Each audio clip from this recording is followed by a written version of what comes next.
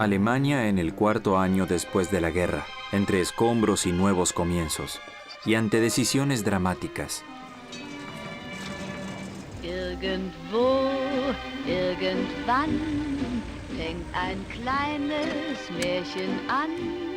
Irgendwann kommt irgendwer, einfach von woher.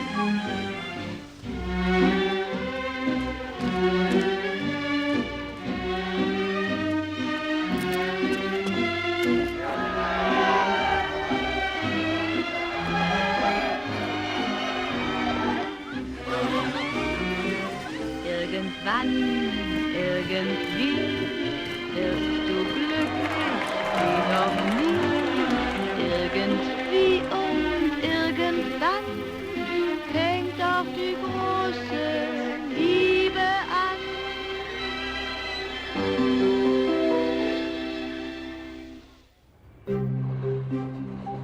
Alemania, como era, ya no existe. Y en el pequeño pueblo de Leubsdorf, a orillas del Rin, como en todas partes, se trata simplemente de lidiar con la vida cotidiana. No había nada que debatir ni nada que pensar demasiado. Hoy les cuento que si había un piano en medio de la calle y pasábamos por allí, simplemente preguntábamos a dónde había que llevarlo. Se lo cargaba y se lo subía a donde fuera. Heinz Schwarz es activo en la Juventud Católica. Lo decisivo era hacer algo, organizar juegos de campo, seminarios por las tardes, estudiar. Estaba claro que nosotros también queríamos tener poder de decisión en algo. El pastor anima a los jóvenes a mirar hacia adelante, a tomar las cosas en sus propias manos.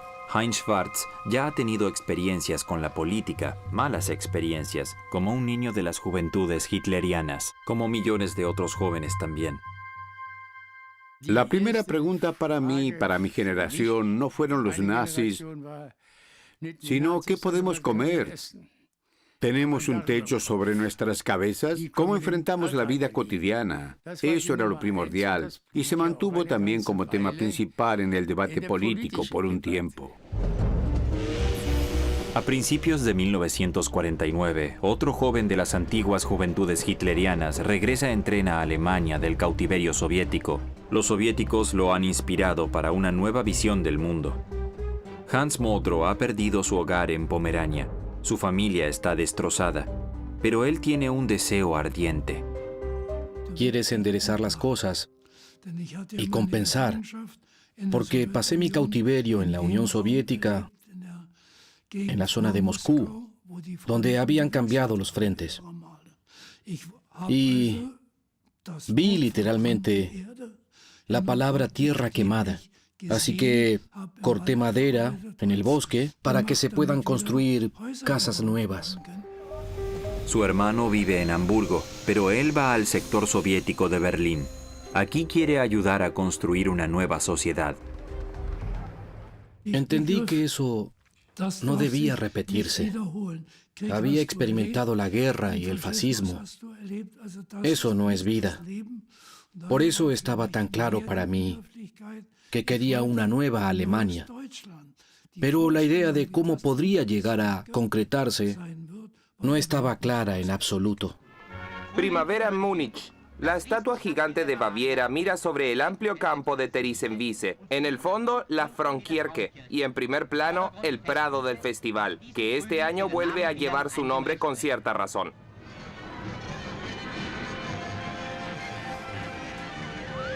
Múnich, capital del movimiento, fue el sitio donde había comenzado el ascenso de Hitler. También junto a la Theresienwiese, un abogado judío y su hija acababan de poder regresar a su antigua casa. Fritz Neuland escapó del Holocausto. Su hija Charlotte lo sobrevivió escondida en el campo. Para mí fue increíblemente importante saber que con seguridad no me iba a quedar en Múnich. No quería volver porque no quería encontrarme con las personas que nos habían hecho eso. Algo que jamás habría podido imaginar. Una mirada a Múnich. Hay vida y actividad en las calles nuevamente. Aunque todavía hay ruinas, en cuanto los medios están disponibles, las calles y plazas se limpian y se reconstruyen en todas partes. Heidelberg se ha librado en gran parte de la guerra. Como siempre, la universidad es el punto central del casco antiguo y está repleta de estudiantes. Uno de ellos es Günther Domen. Él ha estado en la guerra y ahora está comprometido en la autogestión estudiantil. Fue una vida como hoy no te la puedes imaginar. No había calefacción, ni siquiera en invierno. Pero de todos modos, como soldados, ya estábamos curtidos. Pero la situación es dramática. La mayoría de los estudiantes no tienen suficiente dinero para la comida, la vivienda y los libros, y se planea cerrar la universidad. Y entonces hicimos una huelga contra el cierre de la universidad y luego organizamos una acción de estudiantes que ayudan a estudiantes. Todos dan una mano.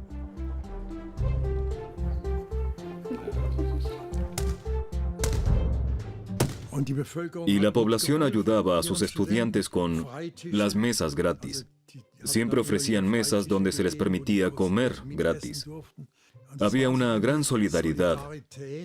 Fue increíble. El punto culminante es una manifestación en la calle principal. El comandante de la ciudad de los Estados Unidos hace pasar tanques, pero los estudiantes no son disuadidos. Había una gran determinación. Era muy regocijante que algo así funcionara.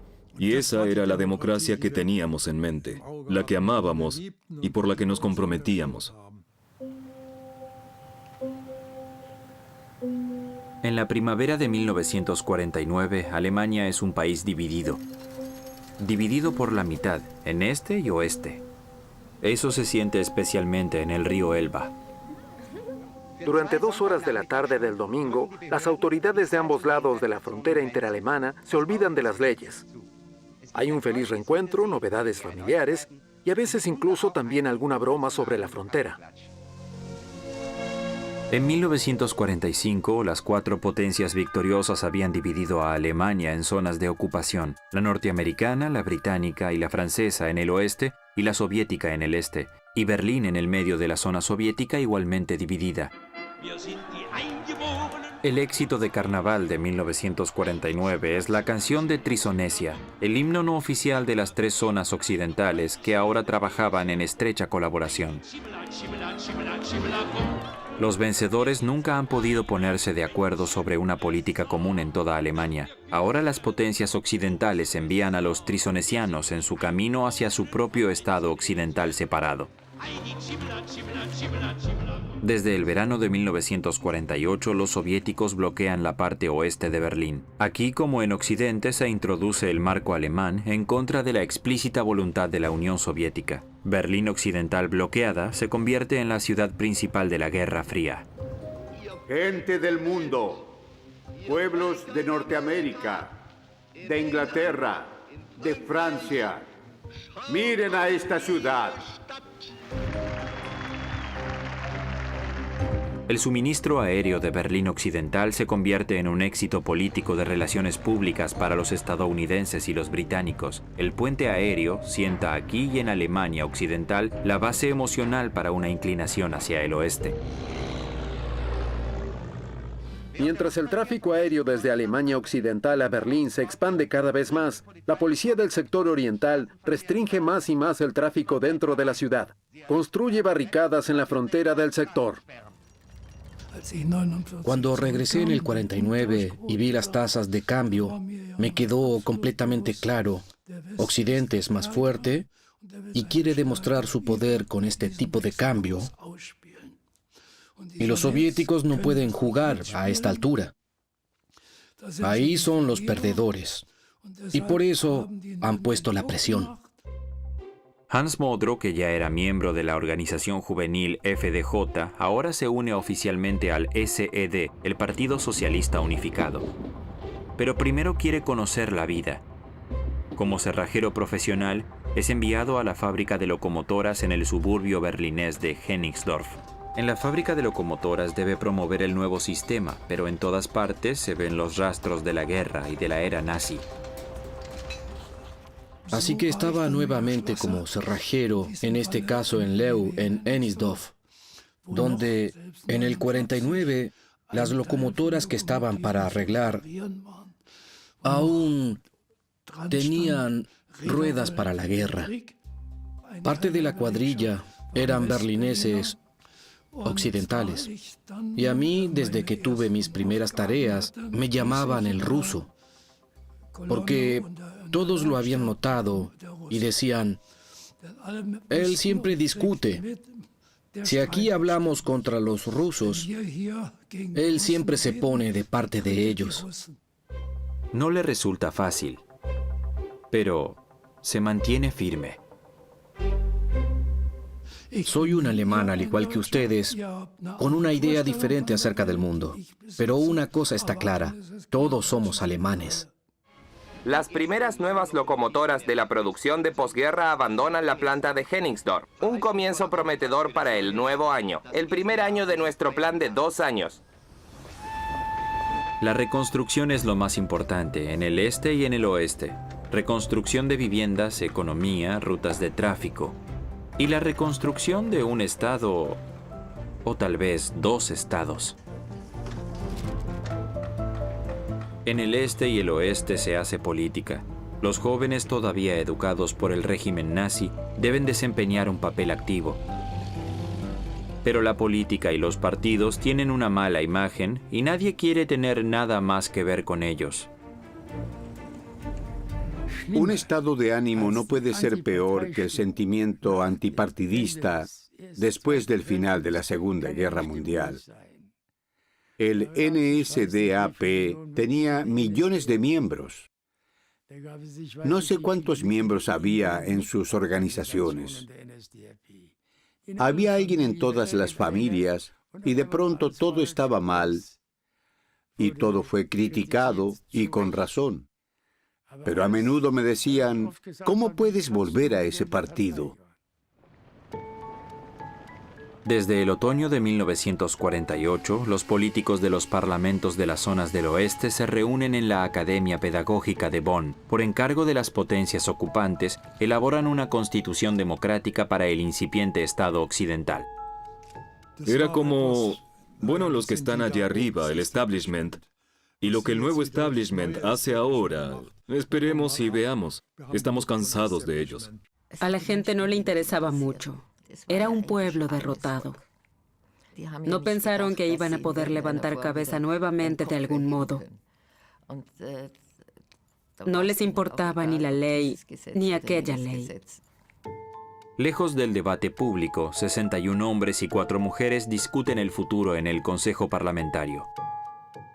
El presidente, Konrad Adenauer, también quiere incluir la opinión de los jóvenes. En Heidelberg el clima en la universidad se ha calmado. Un día el cartero irrumpe en la oficina del Comité General de Estudiantes. Aún veo el telegrama de Konrad Adenauer invitándome a asistir a las reuniones del Consejo Parlamentario. Decía, el alojamiento y las comidas son asumidos por nosotros, pero por favor traigan su ropa de cama. Ahora Günther Domen trabaja regularmente en Bonn como asistente en el Consejo Parlamentario. Así tiene acceso directo a la gran política. Una mañana, cuando me dirigía a la sesión plenaria caminando por el Godesberg-Allee y pasó Adenauer con su Mercedes. Estaba lloviendo, paró a mi lado, bajó el vidrio de la ventanilla y me dijo, usted también va a la sesión plenaria. Vamos, va a empaparse, yo lo llevo. Y luego cuando llegamos, le dijo al chofer, cuando vuelva a ver a este joven, llévelo con nosotros. El objetivo común de los delegados es construir una democracia funcional. Para ello, los partidos trabajan estrechamente juntos. El hombre más importante del SPD, Carlo Schmidt, ha sido incluso enviado a Bonn desde Württemberg en lugar de un representante de la CDU. No había hostilidad política o partidista, salvo con el KPD. Cuando Reimann El entonces líder del Partido Comunista subía al estrado, se armaba un escándalo. Siempre hacía discursos provocativos, en una jerga muy ideológica, y fue rechazado. Especialmente por las potencias ocupantes. Los británicos incluso hicieron que Max Reimann fuera temporalmente arrestado.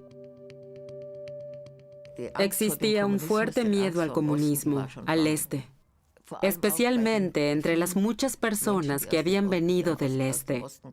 Ellas ya habían experimentado el comunismo y huyeron de él. En la Mühlstraße de Múnich se establecieron organizaciones judías de ayuda y en torno a ellas un gran mercado negro en pequeños puestos y tiendas. Sobrevivientes del Holocausto provenientes de Europa del Este que esperaban viajar a Israel o a los Estados Unidos vendían parte de las raciones que habían recibido en los campamentos de tránsito. Los ocupantes norteamericanos hacían la vista gorda.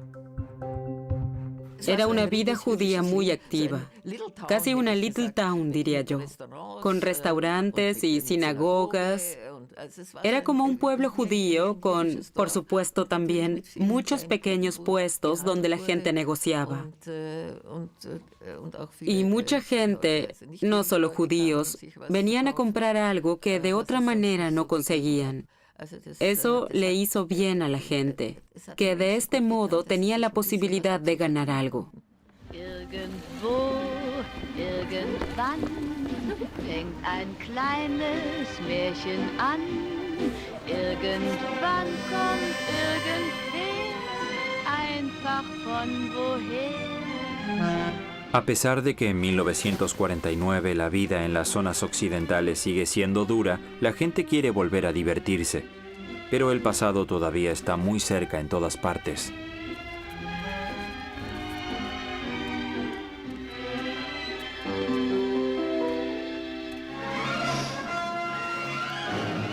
Un gran evento deportivo. En Múnich, Heinz Rühmann da largada a la primera carrera de 6 días después de 15 años de pausa. Las estrellas de ayer están de vuelta. Heinz Rühmann, hasta hace unos pocos años atrás uno de los favoritos del régimen nazi, es de nuevo el galán perspicaz. Su comedia, El secreto del gato rojo, es uno de los éxitos cinematográficos del oeste. En los cines del este hay cosas más serias en el programa, sobre todo la celebración de los éxitos soviéticos. En la zona soviética la sociedad es sistemáticamente politizada contra toda resistencia. Así es también en la fábrica de locomotoras de Hennigsdorf. El director Berger destacó que el plan solo puede hacerse realidad a través del trabajo de todos nosotros.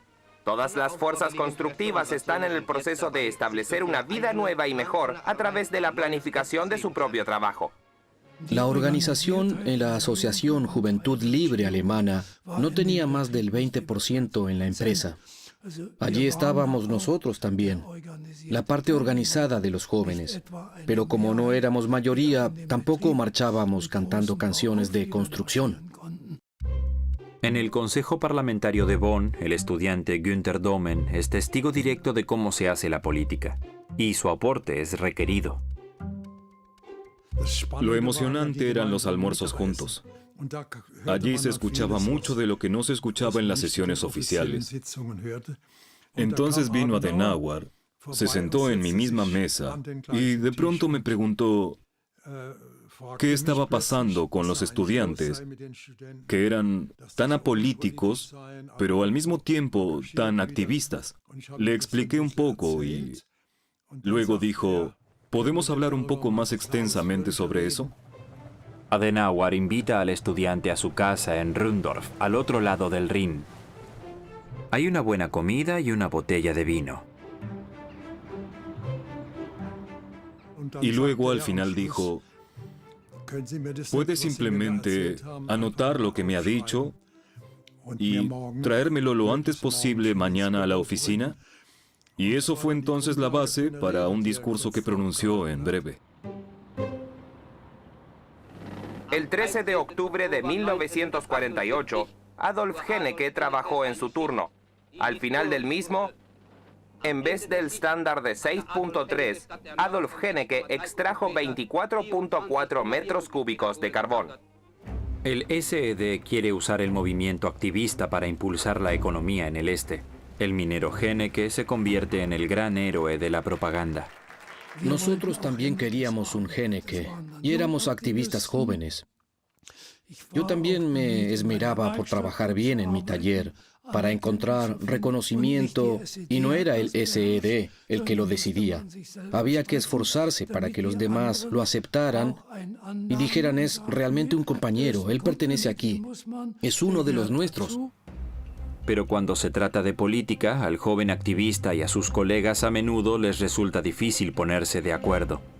En esos temas siempre hubo una distancia, una grieta que era naturalmente anticomunista. La sede del partido SED determina la vida en el este, y el SED hace aquello que quiere Stalin, el líder de la Unión Soviética. El hombre más importante de Stalin en Berlín es Walter Ulbricht. Oficialmente es solo un funcionario de segunda fila, pero en realidad es quien mueve las cuerdas. El partido busca el control sobre la vida pública, especialmente de la economía de la zona soviética. La Feria de Primavera de Leipzig de 1949 es su puesta en escena. Por primera vez desde el final de la guerra, la feria técnica alcanzó nuevamente su nivel anterior. El stand de BMW Eisenach repleto.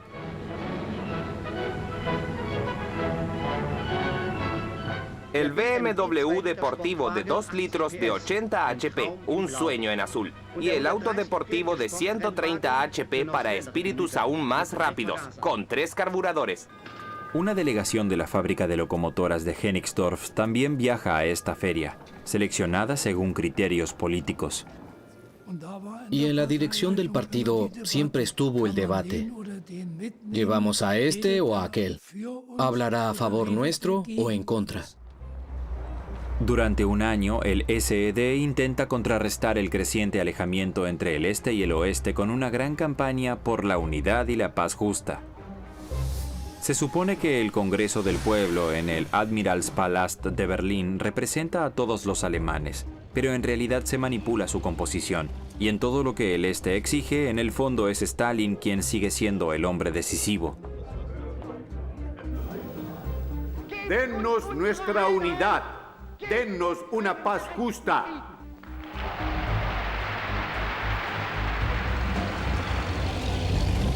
Berlín Occidental todavía está bloqueada por los soviéticos y debe ser provista desde el aire. El ambiente en toda la ciudad está cada vez más candente.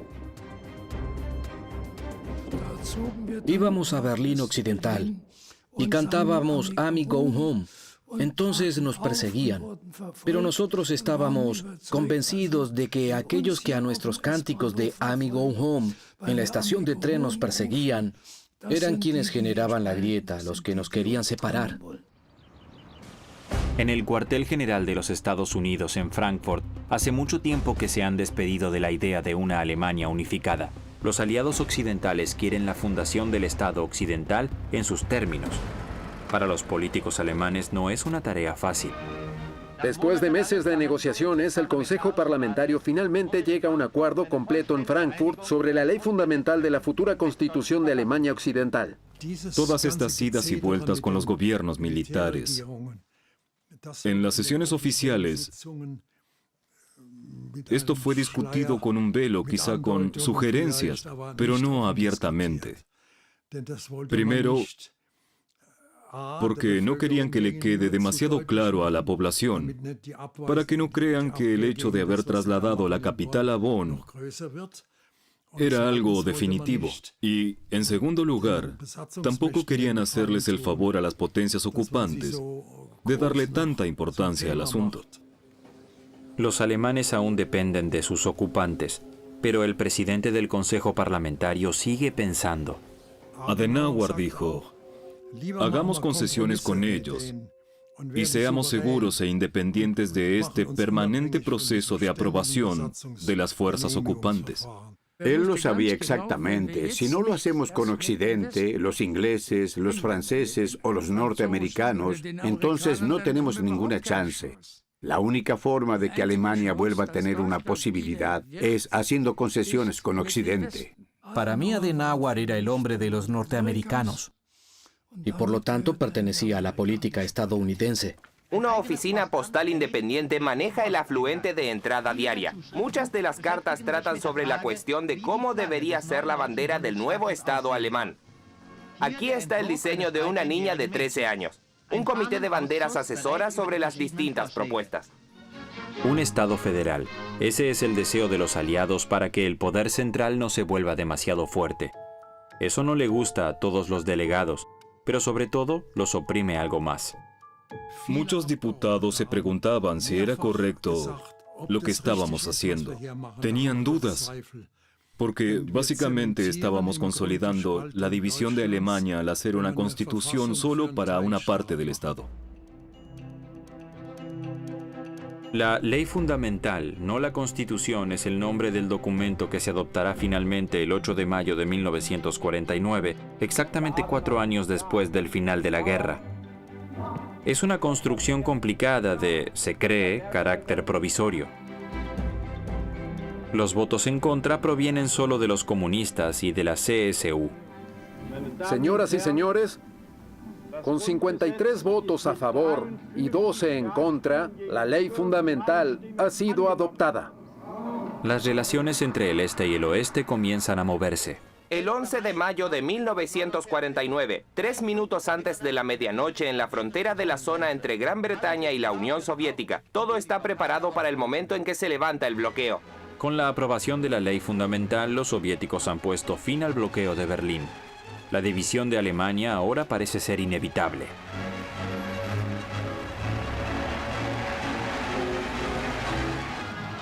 Konrad Adenauer vuela a la zona oeste de Berlín. El Consejo Parlamentario está lleno de profunda gratitud por vuestra lucha, por vuestro sufrimiento y por vuestra paciencia, que finalmente nos ha llevado a la victoria. Berlín Occidental respira. La isla en la zona soviética ahora puede volver a ser suministrada por tierra. Los precios en Berlín bajan, las tiendas vuelven a surtirse. El 23 de mayo de 1949 se proclama solemnemente la Ley Fundamental. Los parlamentos de los diferentes estados federados tienen que estar de acuerdo antes de que entre en vigor. Consciente de su responsabilidad ante Dios y los hombres, impulsado por la voluntad de mantener su unidad nacional y estatal. Le precede un preámbulo que se refiere a la unidad alemana. Luego le siguen en primer lugar los artículos que garantizan los derechos fundamentales. En la ceremonia se canta un cántico de iglesia. Aún no existe un himno nacional. Para mí, los derechos fundamentales fueron lo más importante que hizo el Consejo Parlamentario en ese momento. Esos derechos fundamentales fueron el ABC. Si se garantizan los derechos fundamentales, la libertad del ciudadano, la autodeterminación, la libertad de expresión y todo eso, entonces ya nada puede salir tan mal. El Este responde a la fundación de la República Federal con una campaña de propaganda para la unidad alemana y la elección a un tercer Congreso Popular. Esto se convierte en un fiasco para el SED. Solo mediante una extrema manipulación se puede informar un resultado de aprobación de 2/3. A principios de junio, el partido convoca al Parlamento Juvenil de la FDJ. Por las calles de Leipzig desfila la demostración de la FDJ a la Karl-Marx-Platz, donde unos 200.000 jóvenes se reunieron para una importante manifestación. Una y otra vez en Leipzig se pregona contra los que quieren dividirnos por la unidad, pero solo es una acción de retaguardia. Habrá 2 estados alemanes. Ahora el SED intenta salvar su imagen y mostrar cuál es la mejor Alemania. Aparece Ulbricht, se presenta Honecker, hablan de su lucha por lo que está pasando en Occidente. Y todo sucede en una sala de congreso en Leipzig. Y la sala se llama la Sala del Sol Naciente. Con eso también se transmite que el oeste se va y entonces nosotros tendremos el sol naciente.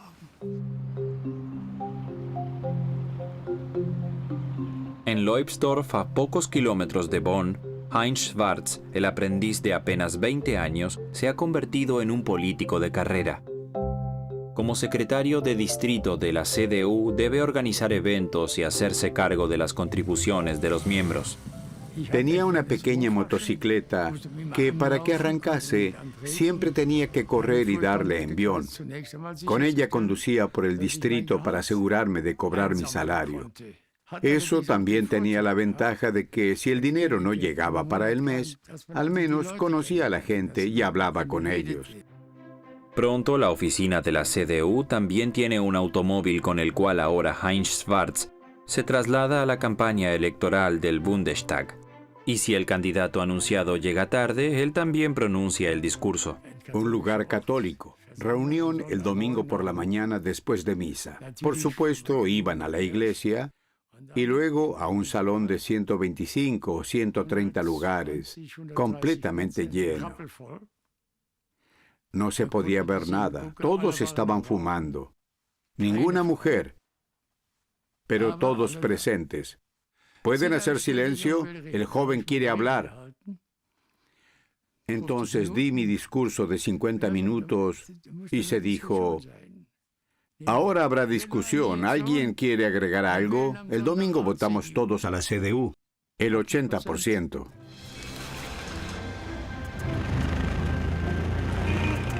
En la joven República Federal hay campaña electoral y también es verano, el que a pesar de todo igualmente quieren disfrutar. A finales de julio suceden grandes cosas en la escena cultural. En Frankfurt se otorga el premio Goethe a Thomas Mann. Después de 16 años de ausencia, Thomas Mann regresa con su esposa de los Estados Unidos para visitar Alemania. Bienvenido o no, hubiera sentido una mancha en mi vida si solo hubiera rendido homenaje al genio de Goethe, evitando a Alemania.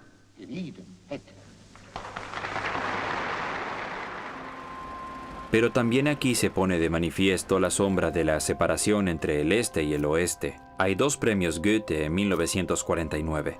Thomas Mann es recibido también en Weimar con una gran ceremonia de entrega de premios. El poeta mantiene la distancia y da el mismo discurso de premio por segunda vez. El informativo del Este vitorea. Con la doble entrega de los premios Goethe a Thomas Mann, el premio Frankfurt am Main y el premio Weimar, se deja en claro de la manera más hermosa que la cultura alemana es indivisible. Sus libros habían sido quemados en Alemania. Thomas Mann mantiene el recelo, en Frankfurt como en Weimar. Mi visita fue tratada en los diarios con la debida simpatía y festividad. Tampoco hubo cartas de odio, como varias veces en el oeste.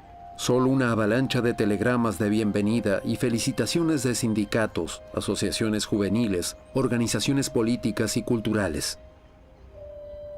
Si los gobiernos democráticos de Alemania Occidental tienen dificultades contra el nacionalismo reaccionario y reivindicaciones del nazismo, en el este es el deseo burgués de libertad y seguridad jurídica democrática. La insatisfacción con la mala condición económica se contrarresta con la popularidad del régimen, pero por supuesto que toda crítica está delegada para uso privado y oral. Muchos alemanes todavía consideran que el nacionalsocialismo es una buena idea.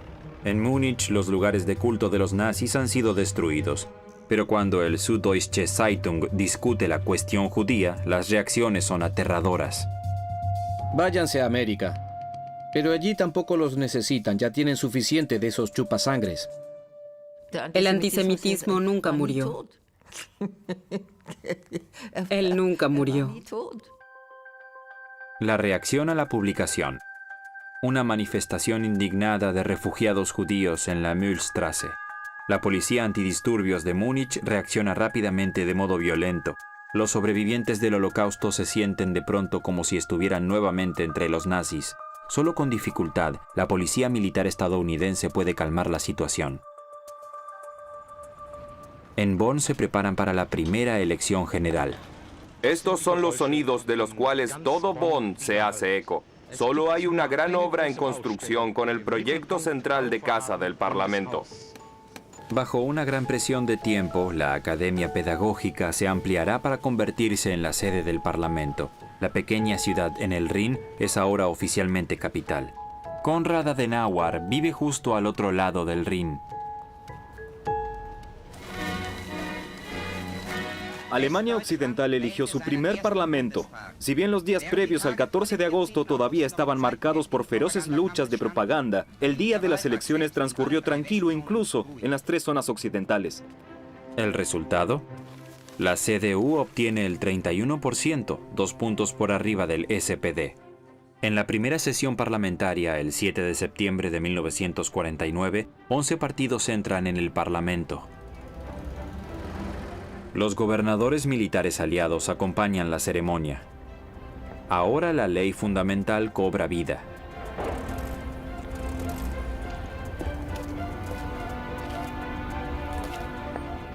Le sigue la elección del presidente federal y, una semana después, la elección del canciller federal. En el público también se encuentra un joven de Leuchtdorf. En la Academia Pedagógica de Bonn se colocaron asientos al aire libre para que todos pudieran ver y también altavoces para que pudiéramos enterarnos del procedimiento. En la elección del canciller federal, las mayorías son extremadamente escasas. ¿Proporcionará la CDU de Adenauer el canciller? No lo sabíamos y teníamos curiosidad por el resultado. Pero funcionó. Sin embargo, la diferencia es mínima. En última instancia, la propia voz de Adenauer hace la diferencia. Una semana más tarde de la elección, toma juramento como primer canciller federal. Lo juro, con la ayuda de Dios. El que ganó, ganó. Perdón, el que gana, gana. Al día siguiente, el canciller federal se dirige hacia el Hotel Petersberg, al otro lado del Rin. Aquí residen los representantes de las potencias occidentales, los altos comisionados. La nueva República Federal está lejos de ser soberana, está bajo supervisión. Eso es lo que dice el Estatuto de Ocupación. El documento es firmado por los 3 aliados y luego entregado al canciller federal. Para ello, los 3 ganadores se posicionan a la misma altura sobre la alfombra y el canciller debe quedar parado frente a ellos. Una subordinación simbólica. Esto no es del agrado de Adenauer.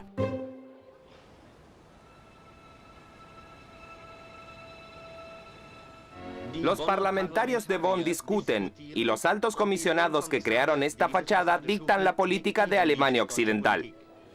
Este gobierno de Bonn, que es contrario al derecho internacional, no puede hablar en nombre de Alemania, solo hace cumplir la voluntad de los altos comisionados.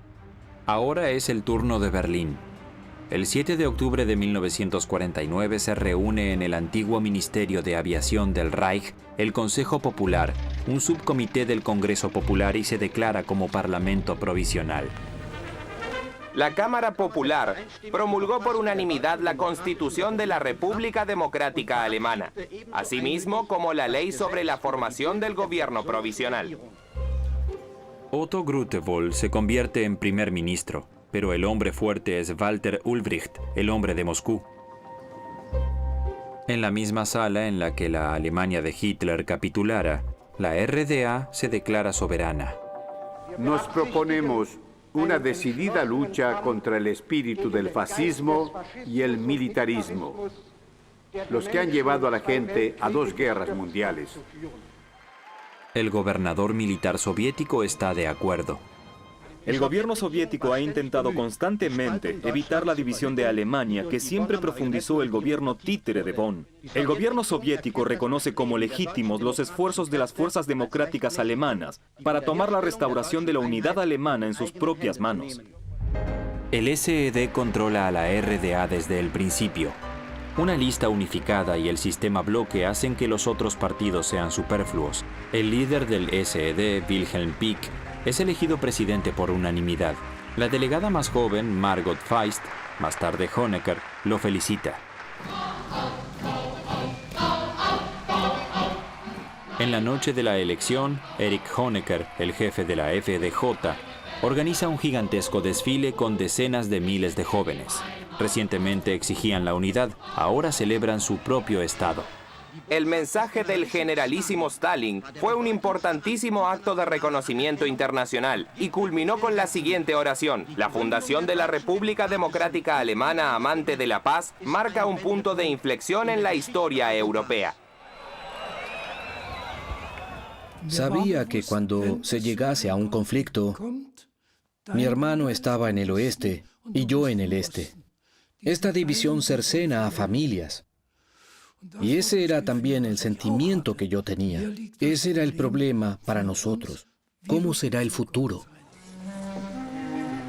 El increíble año 1949 llega a su fin y los alemanes se mueven en terreno inestable en 2 estados alemanes. El hecho de que la democracia en Occidente fuese un éxito y que la división no durara para siempre es entonces solo una esperanza. Hoy todos los alemanes están representados en el mismo parlamento elegido democráticamente. La división ya ha pasado a la historia. El parlamento se reúne en el antiguo Reichstag, allí mismo donde una vez la grieta atravesó el país. El legado de 1949 lleva un mensaje a las generaciones futuras. He vivido en carne propia cuando este país estaba en la ruina y nadie pensaba que alguna vez podría volver a levantar la cabeza. Tienen mucho que agradecer a sus antepasados por vivir hoy en un país donde pueden moverse libremente y tener una democracia incuestionable. Pero una y otra vez tienen que apreciarlo, defenderlo y estar siempre dispuestos a luchar por este país.